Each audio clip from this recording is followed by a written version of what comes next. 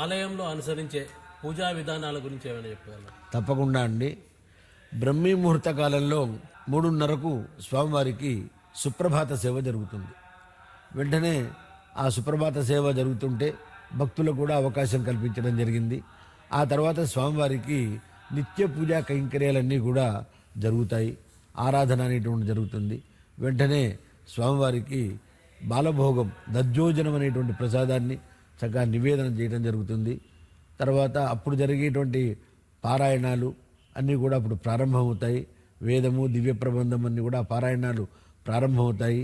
వెంటనే స్వామివారికి పంచామృతాలతో పంచ సూక్తములతో పంచ ఉపనిషత్తులతో నిజాభిషేకం జరుగుతుంది. అది కూడా ఆర్జిత సేవగా భక్తులు స్వామివారిని అభిషేక కైంకర్యంలో పాల్గొనేటువంటి అవకాశాన్ని ఆస్థానం కల్పించింది. ఆ తర్వాత స్వామివారికి సహస్రనామార్చన జరుగుతుంది. అమ్మవారికి కుంకుమార్చన జరుగుతుంది. ఆంజనేయ స్వామి వారికి అందరికీ కూడా ఆండాళ్ళమ్మవారికి ఆళ్వార్లకు అందరికీ కూడా ప్రత్యేకమైనటువంటి అర్చనలు జరుగుతూ ఉంటాయి. అనంతరము 7:30 ప్రాంతంలో భక్తులందరికీ కూడా ఉభయ దర్శనాలు ప్రారంభించడానికి ఏర్పాటు చేయడం జరిగింది. భక్తులందరూ కూడా హాయిగా స్వామివారి దర్శనం చేసుకుంటూ ఉంటారు. ఈ మధ్యలో భక్తుల యొక్క ఈతి బాధలు, రోగ బాధలు, గ్రహ బాధలు, గృహ బాధలు ఇలాంటి బాధలన్నీ తొలగిపోయి తక్షణమే వరసిద్ధిని అనుగ్రహించేటువంటి శ్రీ సుదర్శన నారసింహ హోమానికి కూడా నిత్య కైంకర్యంగా చేయడం జరిగింది. ఆ తర్వాత భక్తులు కూడా దాంట్లో పాల్గొంటుంటారు. అది అలా జరుగుతూ ఉంటే వెంటనే స్వామివారికి కళ్యాణ మహోత్సవానికి సమయం ఆసన్నమవుతుంది. స్వామివారు గజవాహనాన్ని అలంకరించి భక్తులకు దర్శనమిచ్చి ఆ తర్వాత కళ్యాణ మండపానికి ప్రవేశించి కళ్యాణ కైంకర్యాన్ని స్వీకరిస్తూ ఉంటుంటారు. ఇలా 3 గంటల పాటు కళ్యాణ మహోత్సవం జరుగుతుంది. ఆ తర్వాత దర్శనాలు కూడా పూర్తి అవటం జరుగుతుంటుంది. మధ్యాహ్న కాలంలో స్వామివారికి 12, 11:45 ఆ ప్రాంతంలో మాధ్యాహ్నికమైనటువంటి ఆరాధన కోసమై ప్రజల్ని కాస్త నిలుపుదల చేస్తారు.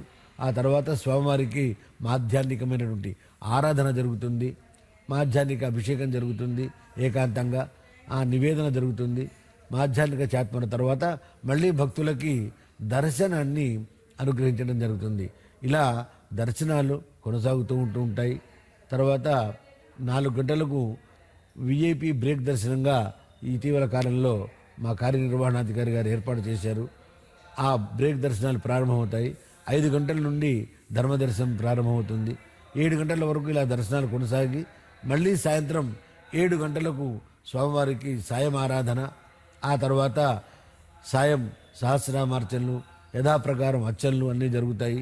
ఆ తర్వాత మళ్ళీ ఒక గంట కాలము భక్తులంతా వరకు కూడా ఎలాంటి ఇబ్బంది లేకుండా దర్శనాలు కొనసాగింపజేస్తాము. ఆ తర్వాత స్వామివారికి రాత్రికాలపు మహానివేదన జరుగుతుంది. రాజభోగం ఆరగింపు జరుగుతుంది. ఆ ప్రసాదాలన్నీ కూడా భక్తులకు వితరణ చేయబడతాయి. ఆ తర్వాత స్వామివారికి పవళింపు సేవ జరుగుతుంది. పవళింపు సేవలో కూడా మిగిలి ఉన్నటువంటి భక్తులు దర్శనం చేసుకుంటుంటారు.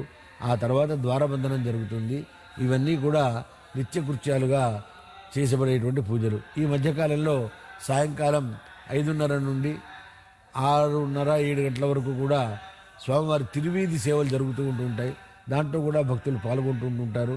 ఇలాగా ఈ కార్యక్రమాలన్నీ కూడా ప్రతి నిత్యము కూడా జరిగే విధంగా నిత్య కైంకర్యాలని చెప్పుకోవాలి.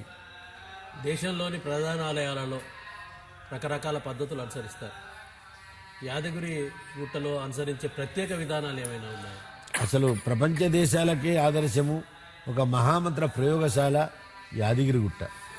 ఇక్కడ ఈ పూజలు ఈ రకంగా జరగాలని 300 సంవత్సరాల క్రితమే వానమామలై పీఠాధిపతులు ఇక్కడికి విచ్చేసి పాంచరాత్రాగమ శాస్త్ర ప్రకారము 365 రోజులు ఏ ఉత్సవాలు జరగాలో అవన్నీ కూడా శాస్త్రాధికారంగా ఏర్పాటు చేసినారు. ఆ ఏర్పాటు చేసినటువంటి విధి విధానాలనే ఈనాటి వరకు కూడా మేము తూచా తప్పకుండా పాటించడం జరుగుతోంది. కాబట్టే యాదాద్రి దేవాలయాన్ని మంత్రంలో కానీ, యంత్రాల్లో కానీ, తంత్రాల్లో కానీ, పరిపాలనా విధానంలో కానీ ప్రపంచ దేశాలకే యాదాద్రి దేవస్థానము ఒక గొప్ప ఆదర్శ దేవాలయంగా వెలుగొందుతుందండి. ఇక 365 రోజుల్లో ప్రతిరోజు నిత్య కళ్యాణము, పచ్చతోరణము. 125 ప్రత్యేక ఉత్సవాలు యాదాద్రి దేవస్థానంలో జరుగుతుంది. అదే ఈ దేవాలయం యొక్క ప్రత్యేకత.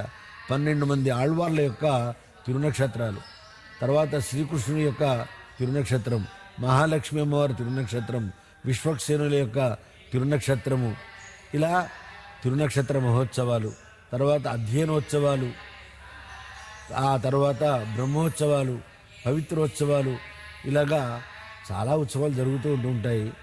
ప్రతి 5 సంవత్సరాలకు ఒకసారి ఒక మహాయాగాన్ని చేయడం కూడా పరిపాటిగా జరుగుతుంది. పుష్పార్చనలు, కుంకుమార్చనలు ఇలాగా అప్పుడప్పుడు విశేషాలుగా జరుగుతూ ఉంటుంటాయి. భక్తులందరూ కూడా పాల్గొంటూ ఉంటుంటారు. మహావైభవంగా శాస్త్ర ప్రకారము జరుగుతూ ఉంటుంది. ప్రతి నిత్యము కూడా వేద పారాయణాలు, ప్రబంధ పారాయణాలు జరుగుతూ ఉంటాయి. ఈ క్షేత్ర వైభవానికి ప్రబంధ పారాయణాలు, వేద పారాయణాలు, మూలమంత్ర జపాలు, మూర్తిమంత్ర జపాలే అని మేము విశ్వసిస్తున్నాము. అదే ప్రజల్ని స్వామి ఆ శక్తి ద్వారానే ప్రజలు అడిగిన తక్షణమే వరం ఇచ్చేటువంటి మూర్తిగా యాదాద్రి లక్ష్మీనరసింహస్వామి వారికి ప్రపంచ దేశాల్లో ఒక అపూర్వమైనటువంటి పేరు ఉంది. దర్శనం క్షణం, వరం మరుక్షణం యాదాద్రి లక్ష్మీనరసింహస్వామి వారిది. ఈ దేవాలయానికి అంటే ఈ ఊరికే పేరు మార్పు చేశారు. యాదాద్రిగా మొట్టమొదటి నుంచి యాదగిరి గుట్టగానే ప్రసిద్ధిగాంచింది, ప్రఖ్యాతిగాంచింది. యాదాద్రిగా చిన్నజీయర్ స్వామి గారు మార్చారు. మళ్ళీ రాజకీయ కారణాల వల్ల యాదగిరి గుట్టగా మారింది. ఈ మార్పుల పట్ల మీరేమంటారు? కాల ప్రవాహంలో మార్పులు అనేటువంటివి సహజంగా జరుగుతుంటుంటాయి. యాదాద్రి అన్నా యాదగిరి గుట్ట అన్నా కూడా అది ఏమాత్రము కూడా అబద్ధమైతే కాదు. అది యాదగిరి గుట్ట అన్నా యాదగిరి గుట్టే, యాదాద్రి అన్నా యాదగిరి గుట్టే. కాబట్టి అక్కడ ఎక్కడ అబద్ధం కాదు. 300 సంవత్సరాల క్రితమే స్వామివారికి రచించినటువంటి సుప్రభాతంలో యాదాద్రినాథ నృహరే తవ సుప్రభాతం అని 300 సంవత్సరాల క్రితమే వానమామలయ్య స్వామివారు ఈ సుప్రభాతాన్ని చక్కగా ప్రజల్లోకి స్వామివారికి విన్నవించడం జరిగింది. అనగా యాదాద్రి, మొదట యాదాద్రి, యాద అనేటువంటి సంస్కృత శబ్దం, అద్రి అంటే కొండ అని అర్థం. అంటే యాద అంటే వేదము, జ్ఞానము అని అర్థం. జ్ఞానము పర్వతాకృతి దాల్చినటువంటి క్షేత్రం కాబట్టి యాదాద్రి అయింది. దాన్ని అనింద్యాగ్రాబ్యంలో యాదగిరి గుట్ట, యాదగిరి గుట్ట, యాదగిరి, గిరి అన్నా గుట్టనే, గుట్ట అన్నా గుట్టనే, గిరే. కాబట్టి సరే ఎలా పిలిచినా ఒక మనిషిని చనువుతో ఏరా అన్నా, ఒరే అన్నా, ఏమండి అన్నా వరుస పెట్టి పిలిచినా ఆ వ్యక్తికి ఎలాగా తేడా ఉండదో యాదాద్రి కూడా అదే రకంగా ఉండదు. ఇక మార్పుల కారణాలు రాజకీయమని మీరే చెప్పారు కాబట్టి మేము ఒప్పుకుంటున్నాం. అది రాజకీయమా లేకుంటే సంపాదకీయమా అనేది మాకు అనవసరం. నీ పేరు నిర్దిష్టంగా యాదాద్రి, యాదగిరి గుట్ట, సంస్కృతంలో యాదాద్రి అంటాం. అనింజా గ్రామ్యంలో ఒక నిర్దిష్ట నామవాచకము యాదగిరి గుట్ట. ఎలా పిలిచినా దానికి వైభవమే తప్ప అభయవాలంటూ ఏమీ లేవు.